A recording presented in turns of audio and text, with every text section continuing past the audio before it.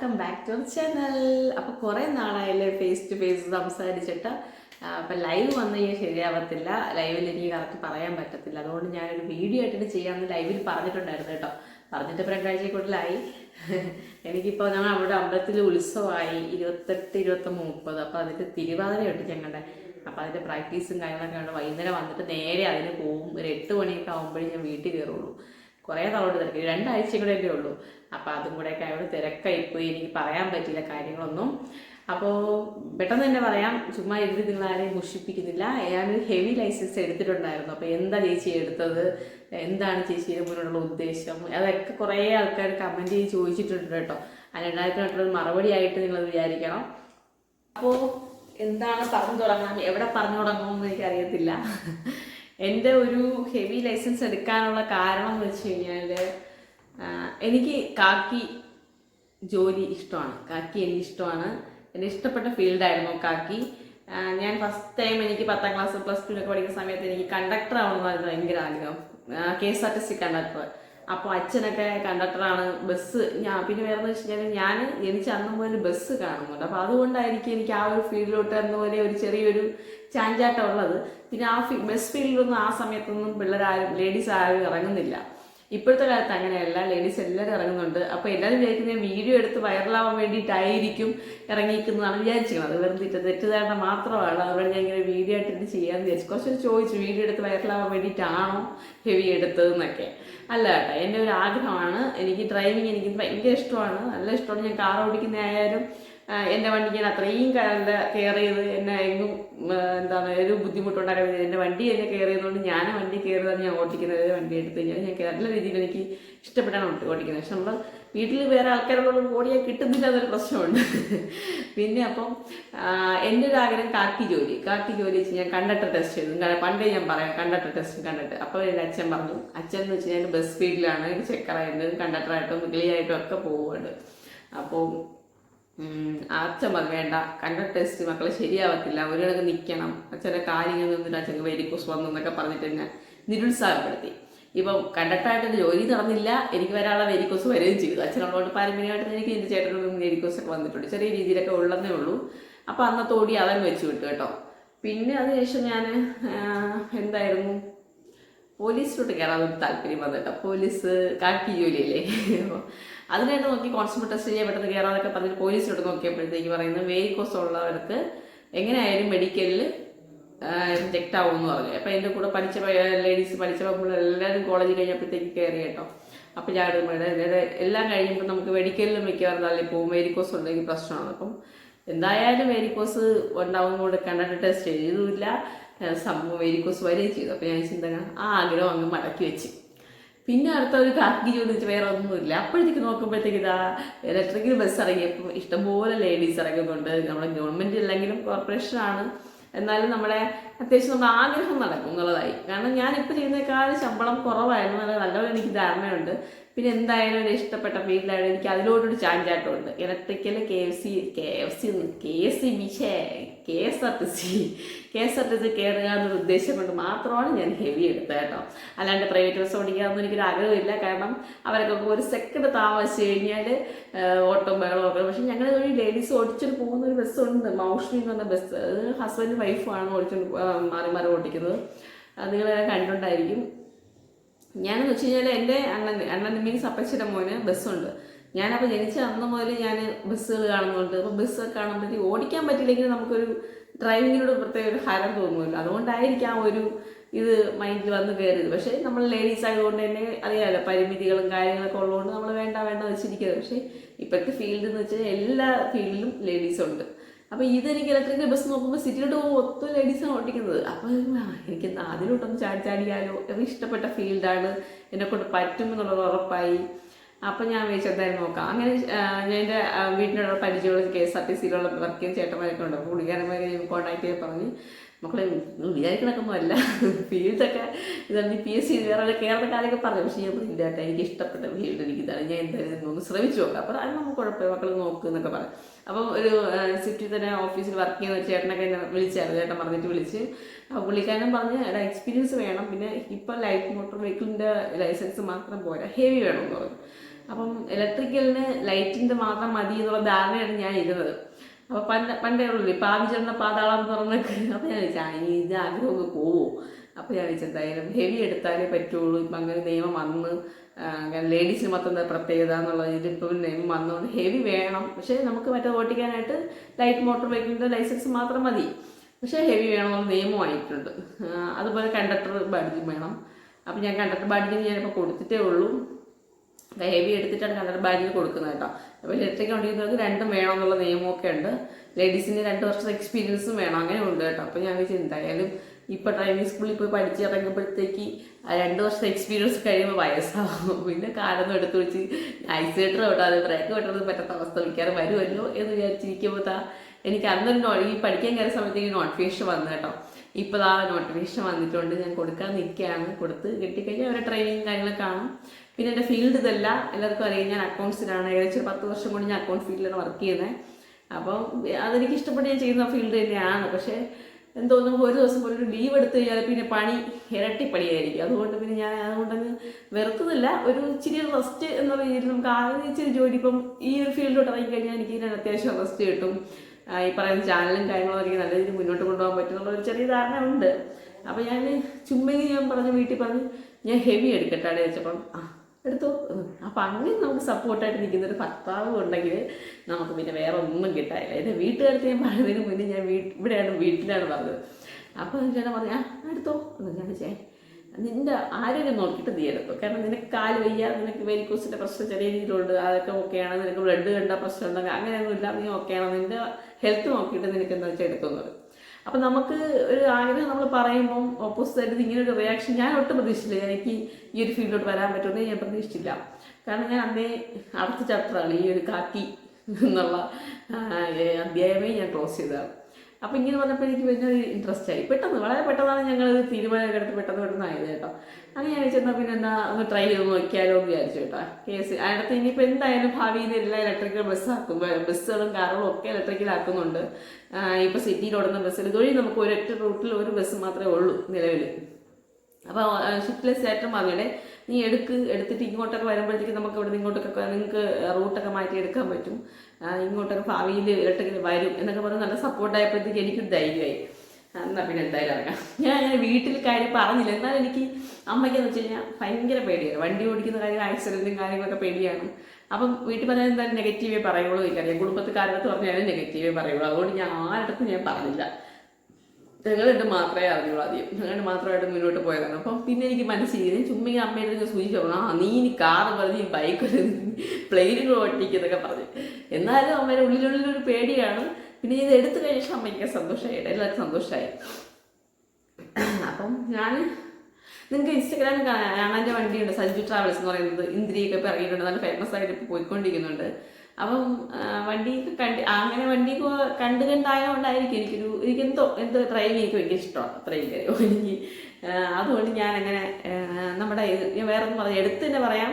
ഞാൻ ഈ സംഭവം ഹെവി എടുക്കാനായിട്ട് ഇറങ്ങി ഞാൻ ആരും ചോദിക്കാം ഹെവി എടുത്താൽ. അപ്പം ഞാൻ ഡെയിലി വരുന്ന ബസ്സാണ് കാളന്തി ബസ് കേട്ടോ. ഞങ്ങൾ ഇവിടെ തന്നെയാണ്, ചേട്ടൻ ഓണറിൻ്റെ അവിടെ തന്നെയാണ്, ഇവിടെ അടുത്ത ആൾ തന്നെയാണ്. പുള്ളിക്കാരൻ്റെ ചോദിച്ചു അജയൻ എന്നാ പേര്. അജയൻ ചോദിച്ചു അജയനാണെങ്കിൽ നമുക്ക് ഹെവി എടുക്കാനായിട്ട് പറഞ്ഞു. ഇപ്പോൾ എന്താ ആളുണ്ട് ഞാൻ റെഡി ആക്കി തരാമെന്നൊക്കെ പറഞ്ഞ് ആൾ ഒന്നും നോക്കാതെ ഓക്കെ പറഞ്ഞു കേട്ടോ.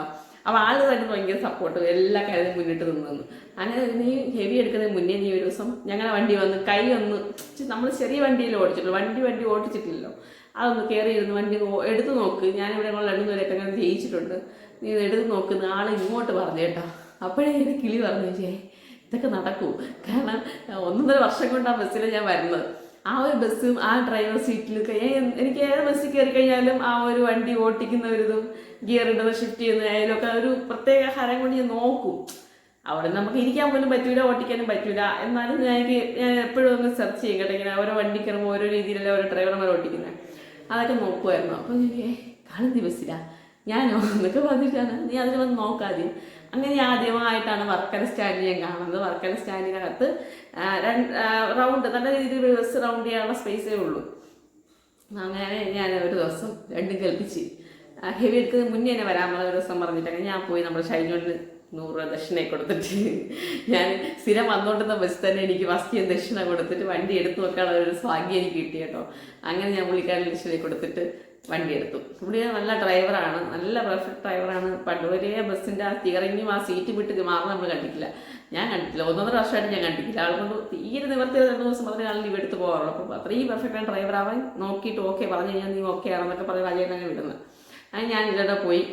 അല്ലാതെ ഓണ സമയത്ത് വണ്ടിയുടെ കൊണ്ടുവന്ന് നോക്കുന്നത്. പക്ഷെ അങ്ങനെ നമുക്ക് നോക്കിയിട്ട് ജസ്റ്റ് ഒന്ന് കയറി നോക്കുമ്പോൾ വണ്ടിയുടെ വീതിയും കാര്യങ്ങളൊക്കെ അറിയാനേ പറ്റുള്ളൂ. പക്ഷെ ഇത് ഞാനിങ്ങനെ പോകുമ്പോഴത്തേക്ക് ഉള്ളിലൊരു പേടിയൊക്കെ ഉണ്ടായിരുന്നു. പക്ഷേ എന്തായാലും എടുത്തപ്പോൾ ഞാൻ അനുകൽപ്പിച്ചൊക്കെ എടുത്ത് സാധാരണ വണ്ടി കാർ ഓടിക്കുന്ന ലാഭത്തിൽ നോക്കി നമ്മൾ വീതിയും കാര്യങ്ങളും നോക്കിയിട്ട് എടുത്ത് നോക്കി. അപ്പോൾ ഈ വണ്ടി നമ്മൾ കൈ നിൽക്കുമോ ഇല്ലെന്നുള്ള ഒരു പെർഫെക്റ്റ് ഡ്രൈവർക്ക് നോക്കുമ്പോൾ പുറമേ നോക്കുമ്പോൾ അത് മനസ്സിലാവും.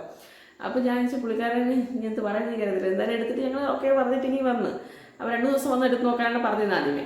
അങ്ങനെ വന്നിട്ട് അജയനെ വിളിച്ചു. ഞാൻ എന്ത് പറഞ്ഞു? അപ്പോൾ അവൻ പറഞ്ഞു നീ കുഴപ്പമൊന്നുമില്ല, നമ്മുടെ വെഹിക്കിൾ കയറിയിട്ട് ഇറങ്ങി പൊക്കളാൻ പറയുന്നു. ഞാൻ ഇറങ്ങി പോകാൻ പറഞ്ഞ് കൊച്ചിനെ കൊണ്ട് നടക്കൂല, ഇറങ്ങി പോവാം. അപ്പം അല്ല, കയറി കഴിഞ്ഞാൽ ഓക്കെയാണ്, പെർഫെക്റ്റാണ്, നമ്മൾ ഇറങ്ങി പൊക്കോ എന്ന് പറയുന്നു. പക്ഷെ അതിനൊക്കെ എന്നിട്ട് എനിക്ക് വലിയ പ്രശ്നമൊന്നുമില്ല. പെട്ടെന്ന് തന്നെ എൻ്റെ ടെസ്റ്റ് പാസ്സായി കിട്ടി എനിക്ക്. അങ്ങനെ എനിക്കെന്ന് വെച്ചാൽ ഞാൻ ടെസ്റ്റ് വരുന്ന സമയത്ത് എനിക്ക് കറക്റ്റ് സ്കൂള്, നമ്മുടെ സ്കൂളിൻ്റെ പിള്ളേരെല്ലാം റോഡ് നിൽക്കുന്ന സമയമാണ്. ഞാനങ്ങ് ഹോണടിച്ച് 2 കാരണം ബാക്കിൽ ഹെവിയിൽ ഇൻസ്പെക്ടർ ഇരിക്കുന്നുണ്ട്. പുള്ളിക്കാരൻ ഇങ്ങനെ പെട്ടെന്ന് ഞാൻ 3 ഗിയർ, ഞാൻ 4 ഗിയർ ഇട്ടതെന്ന് എനിക്ക് ഓർമ്മയില്ല. 3 ഓക്കെ എന്തായാലും മുന്നോട്ട് തന്നെ പോവാം എന്നൊക്കെ വെച്ചിട്ട് അങ്ങനെ ഞാൻ അജയൻ്റെ തന്നെ പറയാൻ പറ്റുന്നില്ല. ഇനി ഒരു ദിവസം പോയാൽ മതി, കുഴപ്പമില്ല, നീ ഓക്കെ ആണെന്ന് പറഞ്ഞിട്ടുണ്ട്. അപ്പം മിക്ക പയ്യന്മാർ 2 ദിവസം പോയി ഓടിച്ച് നോക്കിയിട്ടൊക്കെയാണ് ഓക്കെ പറഞ്ഞതെന്ന് പറഞ്ഞു. അങ്ങനെ എനിക്ക് ദിയ ഡ്രൈവിംഗ് സ്കൂളിൽ അജയൻ്റെ കെയർ ഓഫ് ഞാൻ കയറി കേട്ടോ. അപ്പോൾ ആ ചേട്ടൻ പണ്ട് ഞങ്ങളുടെ കാലം അധികം ഓടിച്ചിട്ടുള്ള ചേട്ടനാണ്. ഇപ്പം പിന്നെ പുള്ളിയുടെ ഡ്യൂട്ടിയൊക്കെ മാറ്റിയിട്ട് ഞായറാഴ്ച ഒരു ദിവസം എനിക്ക് വരാൻ പറ്റുള്ളൂ. അപ്പോൾ അതൊക്കെ കണക്കാക്കി എനിക്ക് നല്ല രീതിയിൽ ഹെൽപ്പ് ചെയ്ത് പുള്ളിക്കാരൻ ക്ലാസ് കേട്ട് ആഹപ്പെട്ടൊരു 5 ക്ലാസ് എനിക്ക് കിട്ടിയുള്ളൂ. 5 ക്ലാസ്സിൽ 10 ദിവസം എന്നുള്ള രീതിയിൽ 10 ക്ലാസ് എന്നുള്ള രീതിയിൽ, കാരണം കുറച്ചധികം സമയം എന്നെ കൂടെ ഓട്ടിക്കാൻ തന്നു.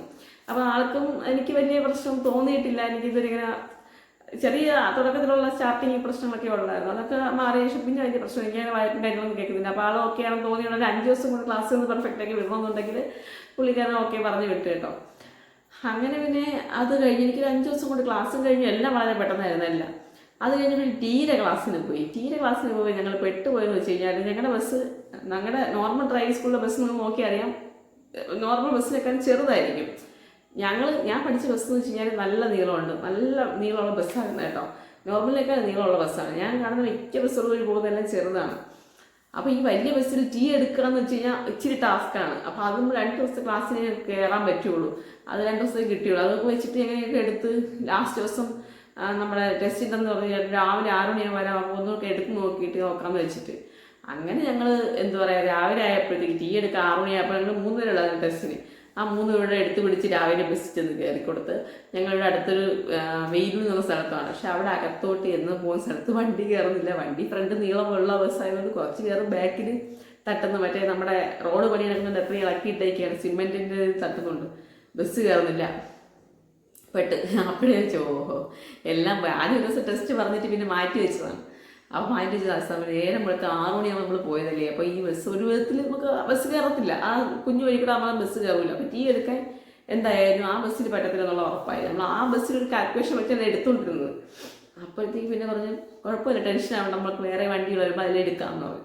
അങ്ങനെ വേറെ ദേവു എന്നുള്ള ബസ്സിലാണ് നമ്മൾ ദിയയിൽ പഠിച്ചു, ദേവുവിലാണ് ഞാൻ ടീ എടുക്കുന്നത് കേട്ടോ. ആ ബസ് ചെറുതാണ്, എന്നാലും നമുക്ക് അറിയത്തില്ല, നമ്മൾ ഇത്ര പരിചയമുള്ള നമ്മളെ ഈ ബസ്സാണ്. മറ്റേ ബസ്സിൻ്റെ ഗിയറിൻ്റെതും ക്ലച്ചും കാര്യങ്ങളൊന്നും നമുക്കറിയത്തില്ല.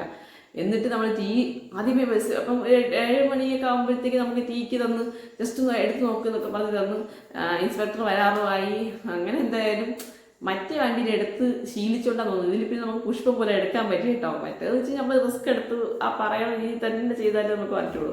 ഈ വണ്ടിയിൽ നമുക്ക് കണ്ണടച്ചോണ്ടിരുന്ന് തന്നെ ടീ എടുക്കാൻ പറ്റും. അപ്പം അതും ഒരു ഭാഗ്യത്തിന് പെട്ടെന്ന് വണ്ടി കയറാത്തതുകൊണ്ടാണ് നമുക്ക് അങ്ങനെ ഒരു ഇത് കിട്ടിയത്. പക്ഷേ വണ്ടി കയറിയില്ലെങ്കിൽ നമുക്ക് എന്താ ഒരു ഡ്രൈവിംഗ് സ്കൂൾ പഠിച്ച് 2 വണ്ടി ഓട്ടിക്കാൻ പറ്റുന്ന ഒരു ഭാഗ്യം കിട്ടി കേട്ടോ. ടീ മാത്രം. പിന്നെ റോഡിൽ നമ്മളെ വണ്ടി തന്നെയായിരുന്നു. റോഡ് ടെസ്റ്റിൻ്റെ സമയത്ത് ഇച്ചിരി റിസ്ക് ആയിരുന്നു, കാരണം സ്കൂൾ വിട്ടുന്ന സമയം അങ്ങനെയൊക്കെ ആയിരുന്നു. എന്നാലും പെട്ടെന്ന് അതും പാസ്സായി കിട്ടി, വേറെ പ്രശ്നമൊന്നുമില്ലായിരുന്നു കേട്ടോ. അങ്ങനെ ഞാൻ എന്തായാലും ഹെവി എന്നുള്ള രീതിയിൽ മുന്നോട്ട് വന്നിട്ടുണ്ട്. അതുകൊണ്ടാണ് ഞാൻ മുന്നോട്ട് വന്നത്. എനിക്ക് കാക്കി ഇഷ്ടമാണ്, വണ്ടി ഡ്രൈവിങ് എനിക്ക് ഭയങ്കര ഇഷ്ടമാണ്. എനിക്ക് വണ്ടി ആലോചിക്കുമ്പോൾ തന്നെ എനിക്കൊരു കുളിര് വരും. എനിക്ക് ബസ്സൊക്കെ ഓടിക്കുമ്പോൾ കാണാനുമ്പോൾ എനിക്ക് ഭയങ്കര ഇഷ്ടമാണ്. ഡ്രൈവർമാരൊക്കെ ഓരോ രീതിയിലൊക്കെ എന്തൊക്കെ ചെയ്യുന്നത് കാണുമ്പോൾ. ഇപ്പോൾ എനിക്ക് നോട്ടിഫിക്കേഷൻ വന്നിട്ടുണ്ട്, അപ്പോൾ ഞാൻ രാവിലെ പോകുന്ന ഗെയിംസിലായാലും വൈകുന്നേരം കളതിയിലായാലും എല്ലാവരും സപ്പോർട്ടാണ് കേട്ടോ. നീ എടുക്ക് എന്നൊക്കെ പറഞ്ഞിട്ട് സപ്പോർട്ട് നിൽക്കുമ്പോൾ നമുക്ക് ബാക്ക്ഗ്രൗണ്ട് സപ്പോർട്ട് ആൾക്കാർ കൂടുമ്പോൾ നമുക്ക് ഇൻട്രസ്റ്റ് കൂടുന്നുണ്ട്. അപ്പോൾ രാവിലെ പോകുന്ന ബസ്സിൽ പറയാൻ ചേട്ടാ നീ കണ്ടക്ടർ ബാഡ്ജ് എടുത്തിട്ട് വാ, നമുക്ക് കണ്ടക്ടർ പ്രാക്ടീസ് വന്നിട്ട് പതുക്കെ നൈസിൽ ഞാൻ എനിക്കിത് കിട്ടുമോ, ഞാൻ എന്നും പൊക്കോടിക്കുന്ന വണ്ടിയിൽ അതെനിക്കൊരു ആഗ്രഹമാണ് കേട്ടോ. എനിക്കൊരു ആഗ്രഹമുണ്ട് 2 വണ്ടിയിലും ഒന്ന് ജസ്റ്റ് ഒന്ന് ഓടിച്ച് നോക്കണമെന്നുണ്ട്. പാസഞ്ചേഴ്സിനെ ഇരുത്തി ഒന്ന് പോകണം. കൈതൽ ഞാൻ രാവിലെ സമയത്ത് ഏതെങ്കിലും സമയത്ത് നീ പറയുമ്പോൾ അത് ഞാൻ പറഞ്ഞിട്ടുണ്ട്. പിന്നെ പ്രൈവറ്റ് ബസ്സിൻ്റെ കാര്യമാണ്, 1 സെക്കൻഡ് താമസിച്ച മത്സരങ്ങളാണ്. അത് നോർമൽ ടൈമിങ്ങിലൊന്നും പറ്റൂല, നമ്മളത് പെർഫെക്റ്റ് ആയാലേ പറ്റുള്ളൂ. അപ്പം രാവിലെ ടൈമൊക്കെ ഒത്തിരി റഷ് കുറവല്ലേ, ആ സമയത്തൊക്കെ നോക്കാകുമ്പം 2 വണ്ടിക്കാരെ പറഞ്ഞിട്ടുണ്ട്. അപ്പോൾ അതൊക്കെ ഭയങ്കര സന്തോഷമുള്ള കാര്യമാണ്. പിന്നെ നമ്മുടെ രാവിലത്തെ KMS ഡ്രൈവറെ ഇറക്കി ഡ്രൈവറായിട്ട് ഷിഫ്റ്റ് ബസ്സിലാണ്. പുള്ളിക്കാരൻ എനിക്ക് ഇന്നലെ ഇപ്പോൾ നോട്ടിഫിക്കേഷൻ വന്നപ്പോൾ എനിക്ക് അയച്ചു തന്നു. അപ്പോൾ നോട്ടിഫിക്കേഷൻ വന്നിട്ടുണ്ട് അപ്ലൈ ചെയ്തൊക്കെ പറഞ്ഞിട്ട് എനിക്ക് അയച്ചു തന്നു.